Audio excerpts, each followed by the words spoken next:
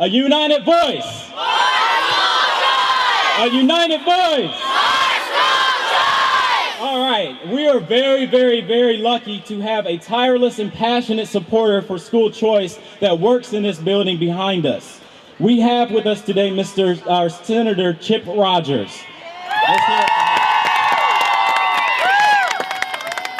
Senator Rogers is a devoted husband, father, and small business owner who owes much of his success to the values he learned growing up here in the great state of Georgia. He is a member of the Cherokee County Chamber of Commerce, Friends of Cherokee Public Libraries. There's some people here. All right. Georgia Association of Broadcasters, the Rotary Club, the Cherokee County Historical Society, and a lifetime member of the NRA. He is an active supporter of local charities as well.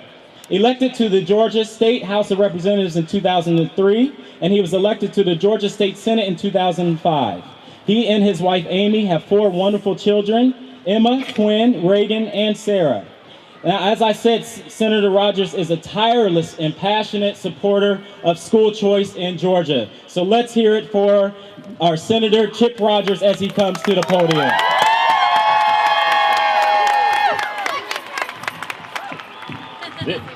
What an honor. I'm killing microphones up here. I'm sorry. I'll lean over. Thank you guys for being here. You are engaged in the single most important issue to the next generation of Americans. Children, turn to your parents, say thank you. Parents, look at your children and realize why you're doing this. I hope that my colleagues standing behind me will walk out on these steps and look out here, because what they're looking at today is the future of the state of Georgia. And if they value the future of the state of Georgia, they will give these children every possible opportunity they can have to have an excellent education and therefore a bright future. We know one thing is for certain. Education is the great equalizer. In this country, it doesn't matter where you come from. If you have an education, you can succeed. And all of us here today are united on this single issue of making sure our children, Georgia children, have the greatest possible opportunity at a world-class education. Not a mediocre education, not an okay education, not let's just get by education. These children deserve a world-class education, and they can't get it if they don't have choices. Yeah!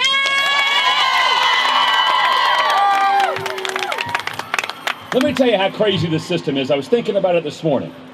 All right, I got 4 children, as he mentioned just a second ago. Now, if I look at the statistics, I can tell you that an average 12-year-old female, like my daughter, wears a size 7 shoe. Now, if I put the shoe buying of a parent in the context of how we look at education in this state, what I would do to my daughter, we would go to the store and I'd say, Emma, you get a size 7 shoe because the average child in Georgia wears a size 7 that's a 12-year-old, and therefore that's what you're going to get, and there's no questions asked. We're going to take your foot and we're going to put it in a size 7 shoe, despite the fact that she's a very tall girl and she wears size 11. But that is how our education system works. The government says, we don't care what your child needs, what your child deserves, what your child's interest is. We're going to put you in this system and we're going to tell you that one size fits all. Well, anybody that's a parent standing here today can tell you one size doesn't fit all. God made every one of these children individuals. He made them unique. Our education system ought to reflect the individuality and the uniqueness of our children. That's why he gave them to us. And this whole question of whether we're going to have school choice, and I saw one of these signs back here that said, school choice equals something great. Hope, I think. And that's true. But what school choice really equals is freedom. And that's what this nation was built on. The idea of freedom. And this question that we are engaged in, this battle that we are engaged in, has been with us since the very beginning of this country. And it boils down to this single question. And I'll leave you with this. Do the lawmakers in this building behind me, including myself, know more and better how to raise your children than you do? Absolutely not.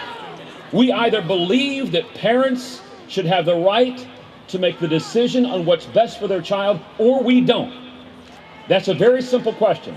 I'm asking you, when we get finished with this rally, find every legislator in this building and ask them that single question. Do you trust me to make the best decision for my child, or do you believe you have to make that decision for them? Because that's the question of this issue.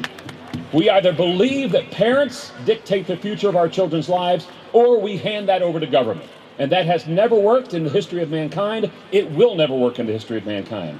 We stand here today engaged in the battle, the greatest battle that this generation of children will ever know, and that is, are we going to give them the freedom to get what they deserve? And that is an excellent education where they can compete in a global economy. I cannot thank you enough for being here today. I cannot thank you enough for what you're doing here today.